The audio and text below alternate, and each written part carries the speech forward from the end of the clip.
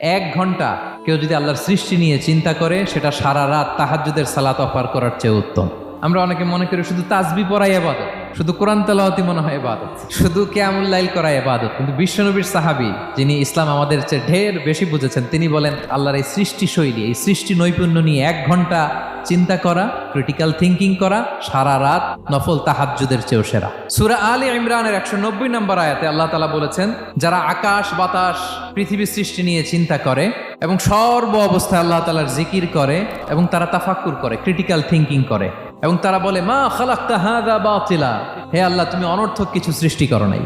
মনে রাখবেন, এই পৃথিবীতে আল্লাহ তাআলা অনর্থক কোনো কিছু সৃষ্টি করে নাই, করেছে যেটাই সৃষ্টি করেছে এর মধ্যে মানব কল্যাণ আছে না নাই? আল্লাহ তাআলা আমাদের জন্য কল্যাণ রেখেছেন। এবং এই আয়াত যখন নাজিল হল, বিষ্ণু ঈসা ইসলাম বললেন ওয়াইলুন লিমান কারাআহা ওয়া লাম ইয়াতাফাক্কার ফিহা, ধ্বংস তাদের জন্য যারা এই আয়াত তেলাওয়াত করে কিন্তু এই আয়াত নিয়ে চিন্তা করে না, গবেষণা